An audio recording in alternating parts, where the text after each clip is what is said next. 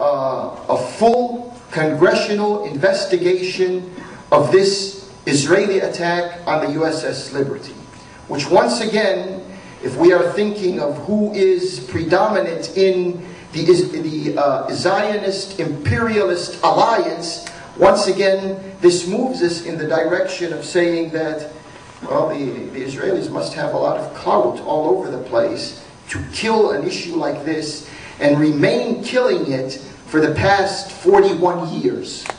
Come next month, it'll be 41 years since that incident occurred.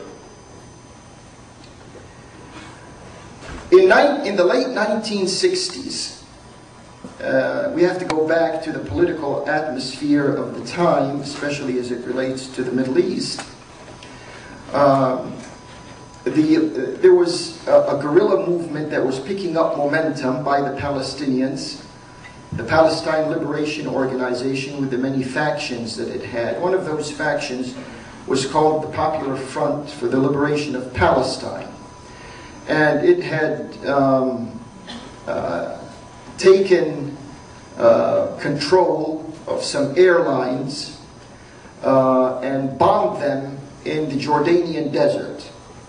This was a spectacular demonstration of guerrilla warfare against Israelis. It was beamed all over the place, and etc., etc. And then there were other such types of spectacular outbursts by the Palestinian Liberation Organization in different parts of the Middle East.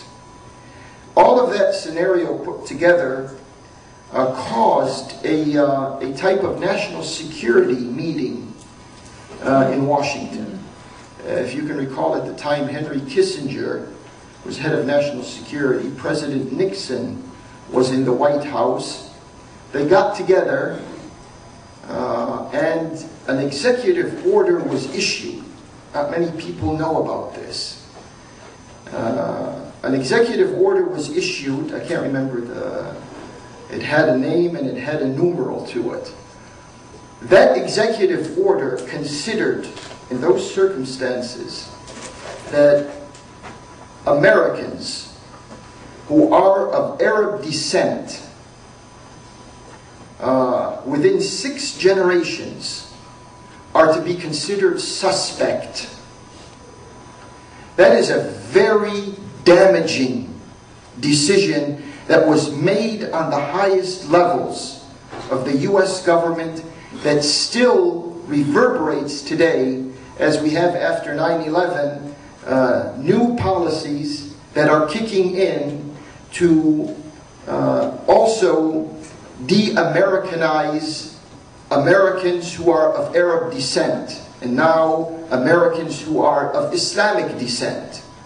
The Patriot Act and profiling and admitting into court secret evidence and the rest of this whole thing. Well, it's for those of us who have been living these details, it's nothing really new because it's always been there, except it was kept away from the public eye after 9/11. It just burst out in the dramatic fashion that it has.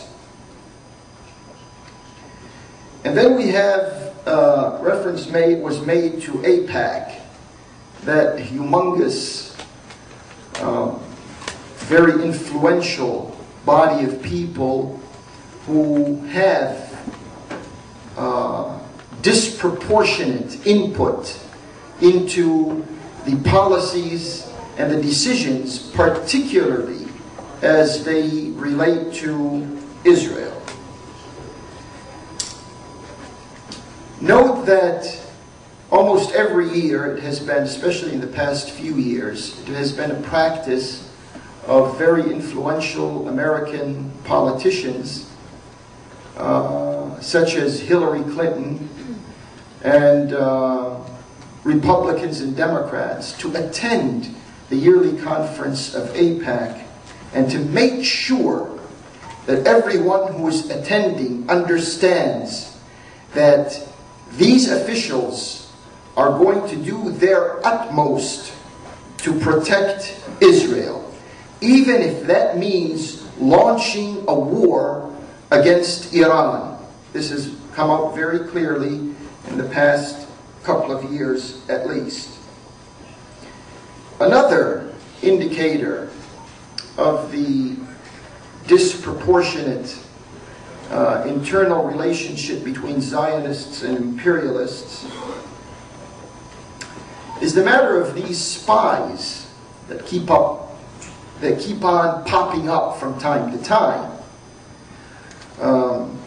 The most notorious case of an Israeli-American spying for Israel is the case of Jonathan Pollard.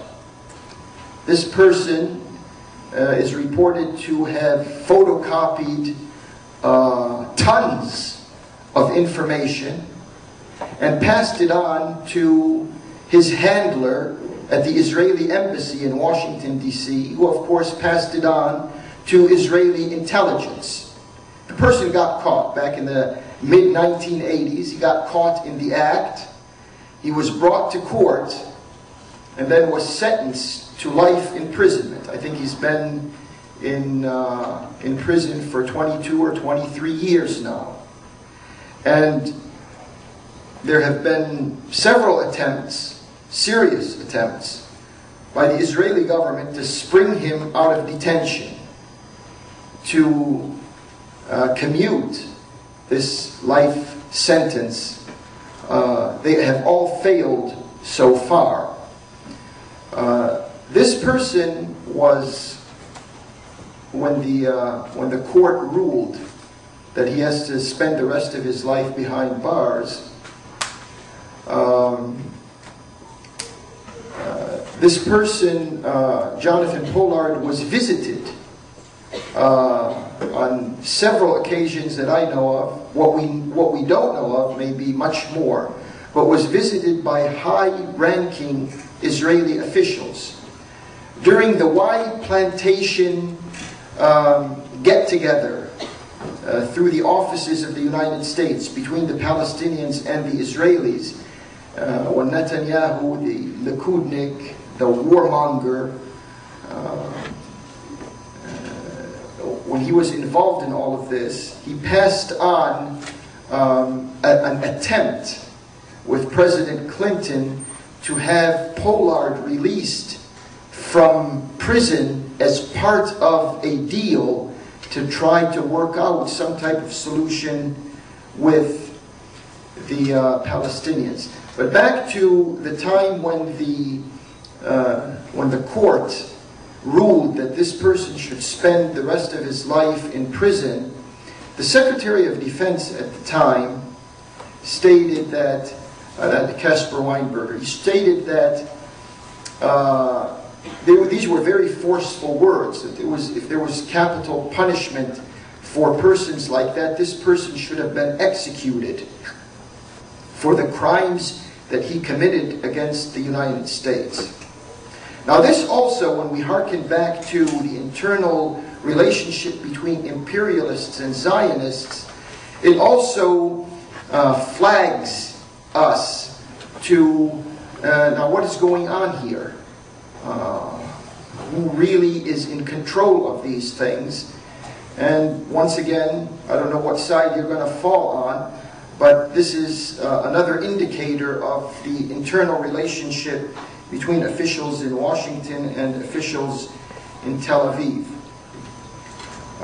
And then we had recently, you probably heard in the past month or so, maybe a little more than that, another spy, an elderly gentleman who lives in the New York area, was also arrested because he was involved in espionage against the United States for Israel.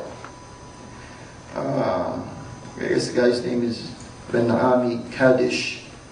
And you would ask, and there were news reports saying that the intelligence services of the United States were aware of his activities many years ago.